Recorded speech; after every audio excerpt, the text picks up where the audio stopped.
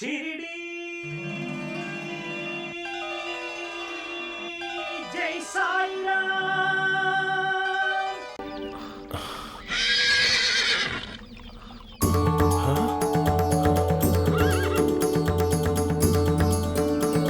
बिजली,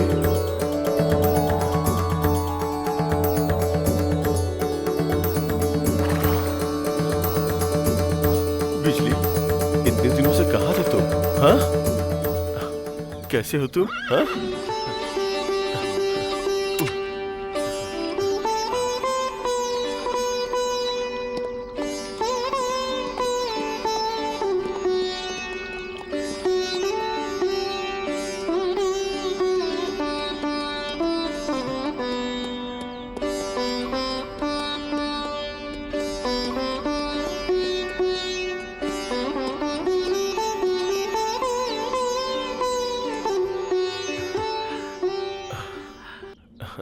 फकीर, आप कोई साधारण मनुष्य नहीं है, कोई अवतार है। फकीर जी, मुझे क्षमा कर दीजिए, आप साधारण मनुष्य नहीं हैं, साक्षात अल्लाह हैं। 2 महीनों से मैं बिजली के लिए दर-दर भटक रहा था। ऐसा कोई स्थान नहीं जहां मैंने इसे नहीं खोजा हो। फकीर जी, बताइए, आप कौन हैं? कहां से आए हैं? मेरे भवन आइए, मुझ पे कृपा कीजिए। यहाँ से कुछ ही दूरी पर मेरा गांव है। चलिए फकीर, मेरे भवन को पवित्र कर दीजिए। अवश्य आऊंगा, और आपके बुलाने पर तो आना ही पड़ेगा, लेकिन अभी नहीं। तो आपका निवास स्थान कहाँ है? कृपया मुझे बताइए, मैं वहीं आ जाऊंगा। मेरा एक निवास हो तो बताऊं। मैं तो किसी भी स्थान पे निवास कर लेता हूँ। जो भी मुझे स्मरण करता है मैं उसी ओर चल देता हूँ, और जो स्वयं मेरे प्रिय होते हैं उन्हें मैं अपने समीप बुला लेता हूँ। ठीक है, तुम आमंत्रित कर रहे हो तो अवश्य आऊंगा। तो चलिए फकीर जी। अभी नहीं, जब मेरी अंतरात्मा आवाज देगी तब आऊंगा। मेरी आंखें आपके आगमन की प्रतीक्षा करेंगी, आपको अवश्य आना होगा। वचन तो दिया है ना, ये फकीर कभी मुकरता नहीं है। अल्लाह मालिक। चलता हूँ।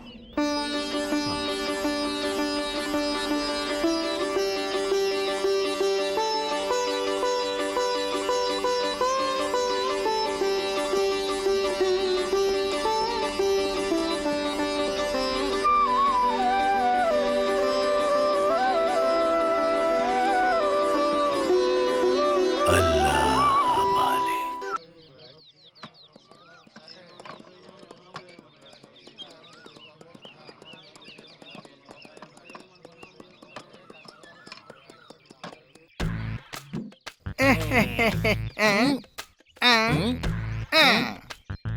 शिरडी के सभी वासियों को इस भोला राम का प्रणाम।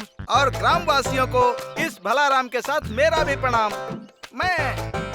हम दोनों इस गांव में जो कोई भी काम उल्टा करता है, श्री श्री श्री श्री श्री भाटिया जी के बहुत ही करीबी हैं। और हम उनके इतने करीब हैं कि हमारे होते हुए उनको किसी और की आवश्यकता नहीं होती है। हमारा मतलब है कि वो फलाना श्री श्री श्री भाटिया जी कौन है, शायद आप यही सोच रहे हैं ना। अब हम उनका परिचय अलग से आपको क्या दें? हाँ, आप शीघ्र ही उनके बारे में समझ जाएंगे। तो सतयुग में हिरण्यकश्यप, त्रेता युग में रावण, द्वापर युग में दुर्योधन, कलयुग में अरे कलयुग में हमारे भाटिया जी। उनके बारे में और बड़ी बड़ी बातें बोलने के लिए हमारे पास शब्द नहीं है। हमारे भाटिया जी को कोई पसंद नहीं करता, खास करके पटेल जी तो उनको देखना नहीं चाहते। अब आप कहेंगे कि ये पटेल जी कौन हैं? आप यही सोच रहे हैं ना? हमारे भाटिया जी से बुद्धि में थोड़े से वो कम हैं। यदि उन दोनों में किसी बात को लेकर तकरार हो जाए, दोनों जलकर राख हो जाते हैं। और कब से हमारे पटेल जी को इस गांव से निकालने के लिए हमारे भाटिया जी के पेट में हलचल मची हुई है, पेट फूल गया है। और उस काम के लिए भाटिया जी हम दोनों का उपयोग करते हैं। हाँ। परंतु हम गधे नहीं हैं। ये बात अलग है कि हम गधे जैसी हरकत करते हैं, इसलिए इधर उधर की ताका झाकी करते हुए, लोगों को अनसुना करते हुए और सांप को मारे बिना हम दोनों एक दूसरे का पेट भरते हैं। और हमारे पटेल जी है ना, अगर हमारे भाटिया जी को नापसंद कोई सन्यासी भी इस गांव में आ जाए और सन्यासी ही क्या, स्वयं भगवान भी आ जाए ना तो वापस उसको वहीं भेजते हैं। तदनुसार उन दो बिल्लियों के बीच हम दोनों कभी इधर कभी उधर कभी किधर अपनी रोटियां सेकते हुए अपना पेट भरते हैं। इस संपूर्ण श्रेणी में देखा जाए तो सिर्फ दो ही पापी मौजूद हैं, एक पटेल और दूसरा भाटिया। हाँ, अब और समझाने का समय नहीं है। दरअसल हमारे गुरुओं ने हमें उठपटांग काम करने के लिए बोला है, वो करना है ना तो करना पड़ेगा। जल्दी कुछ क्षणों के बाद मिलते हैं। अब पटेल जी के साथ चलकर भाटिया जी की सेवा तो करनी पड़ेगी ना।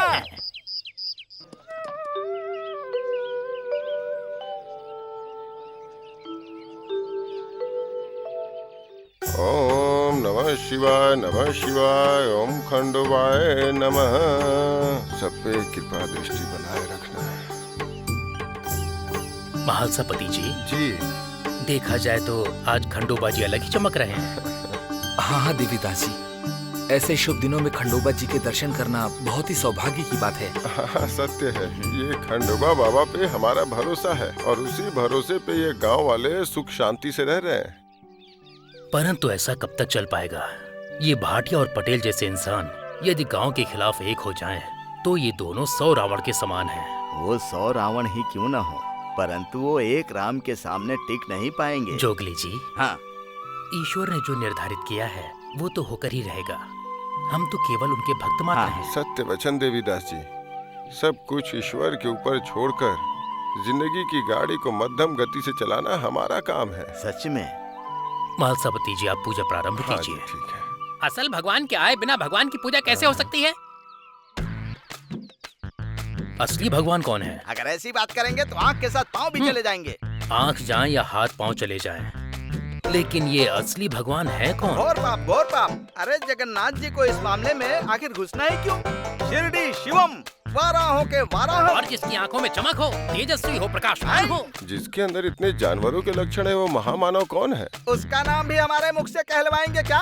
चलो आप चाहते ही हैं तो बता देते हैं। पूछ रहे हैं ये महान मानव कौन है? महाराज श्री श्री श्री श्री श्री हमारे भाटिया जी। हर हर महादेव। इस पवित्र देवालय में ये अपवित्र शब्द क्यों बोल रहे हो? घोर पाप। अगर ये बात हमारे भाटिया जी ने सुन ली ना तो आपकी आयु कम हो जाएगी। अरे महालसापति जी, आप तो वेद पुराण के ज्ञाता हैं, ऐसे लोगों का नाम ही क्यों ले रहे हैं?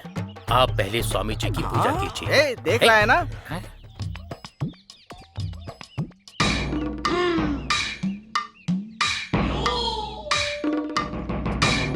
अगर तुम सब लोग अपनी मर्जी से इस तरह पूजा करोगे तो तुम सब लोगों का एक साथ कोई प्रबंध करना पड़ेगा। क्यों महालसापति? पूरे गांव में घूमकर अच्छा बुरा देखना और उसे ठीक से समझना। मानव सेवा करना ही माधव सेवा है। मैं सबकी देख रेख करने में थोड़ा विलंब क्या हो गया, और तुम लोग यहाँ पर मंगला आरती करने की पूरी तैयारी कर चुके हो।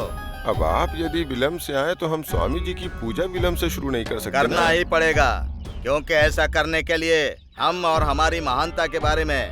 अरे बोलो गधों, चुप क्यों हो? मुंह में दही जम गया क्या? अरे कैसी बातें कर रहे हैं आप? बड़े प्यार से मैंने इन्हें बोला था प्रभु। हमने जोर से चिल्ला कर बोला था, सुने ही नहीं। आखिर क्यों सुनेंगे? जब उधार लेने के लिए आते हैं तब साक्षात खंडोबा नजर आते हैं, जब मतलब निकल जाता है तो पत्थर दिखता है। भाटिया जी, यहाँ पर आपसे उधार लेने वाला कोई भी नहीं है। आप क्यों बिना किसी कारण के अपनी जुबान मंदिर में खराब कर रहे हैं? शांति पूर्वक भगवान के दर्शन कीजिए और बाकी के लोगों को भी खंडोबा जी के दर्शन का अवसर दीजिए। हमारे साक्षात खंडोबा जैसे भाटिया जी का आप लोग इस तरह अपमान कर रहे हैं, ये महापाप है। पाप नहीं है, पुण्य है ये। हर गांव में साल में एक बार दीपावली आती है, पर हमारे गांव की किस्मत कितने सालों बाद भी नहीं आई। मतलब क्या अभिप्राय है आपका? हमारे गांव में एक रावण रहता है, अभी तक वो नरकासुर मारा नहीं गया है, इसीलिए हमारी दिवाली नहीं आ रही है, ये अभिप्राय है? अब वो नरकासुर कौन है ये भी बता दीजिए। अभी आपकी आंखों के सामने उसे काट कर अभी के अभी शिरडी में दीपावली मनाएंगे और ये काम हमारे गुरु जी करेंगे। अरे जो तुम्हारे सामने है उसके बारे में क्या पूछते हो? तुम दोनों की मिलाकर 4 आंखें हैं, खुद ही देख लो। हमारे सामने तो मतलब हम सबके भगवान हमारे भाटिया जी, इनके बारे में बोल रही हो? ये है हमारे शिरडी में दीपावली ना मनाने की वजह, नरकासुर। सुनो, आज रविवार है, मैं उस पापी का नाम अपनी जुबान से नहीं लूंगी। पाप है, घोर पाप है, अन्याय है। एक दानवीर, करमवीर हमारे भाटिया जी नरकासुर हैं। मालिक, 2 हाथ और 2 पैर वाले साक्षात खंडोबा जैसे आपको नरकासुर बोल रही हैं। ये घोर से घोर और नीच से नीच अपना मुंह बंद करो। ए बुढ़िया, मेरी दया धर्म से मेरे द्वारा दी गई भूमि पर तुमने अपना घर बनाया है। मेरे अधीन होकर इतना घमंड हो गया है तुमको। तुम्हारा बेटा नाना का मुंह देखकर तुमको छोड़ रहा हूँ मैं, नहीं तो अब तक तुम्हारा घर उजाड़ कर फेंक दिया होता। मुझे देखते ही सर झुकाने वाली तुम आज मेरा अपमान कर रही हो। अभी के अभी इस बुढ़िया का सारा सामान निकालकर घर से बाहर फेंक दो, नहीं तो तुम्हें छोड़ूंगा नहीं मैं। अरे मालिक सुनिए तो सही। मंगला आरती करके जाइए। दीप जलने ही वाले हैं। नैवेद्य करके जाइए। आरती लेकर जाइए। प्रसाद खाकर जाइए। इस तरह खंडोबाजी की पूजा आधे में छोड़कर मत जाइए भाटिया जी। अरे बंद करो अपना मुंह तुम दोनों। अरे गधों की तरह पूरे गांव में घूमते रहते हो, जो भी मन में आता है करते रहते हो। ये खंडोबा सारी हरकतें देखते हैं, तुम्हें इसकी सजा मिलेगी, जरूर मिलेगी। माता, हम दोनों गरीब क्या कर सकते हैं माता? हम लोग क्या कर सकते हैं? हम तो मात्र उनके नौकर हैं। चलो भाई, कल से हम इस मंदिर में नहीं आएंगे। रुक जाइए गुरुजी, हम लोग भी आ रहे हैं। चलो जाओ यहाँ से। महालसापति जी, जो राहु था वो तो अब जा चुका है, मंगल आरती शुरू कीजिए। ठीक है माता जी।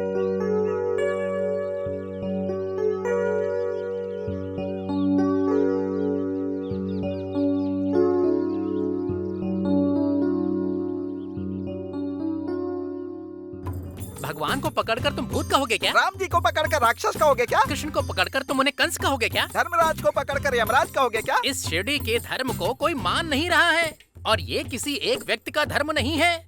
आने वाले कलयुग में पता नहीं क्या होगा। भूमि में दरारें पड़ जाएंगी, समुद्र में बवंडर आ जाएगा, चारों तरफ हाहाकार मच जाएगा। माता जी आ गई।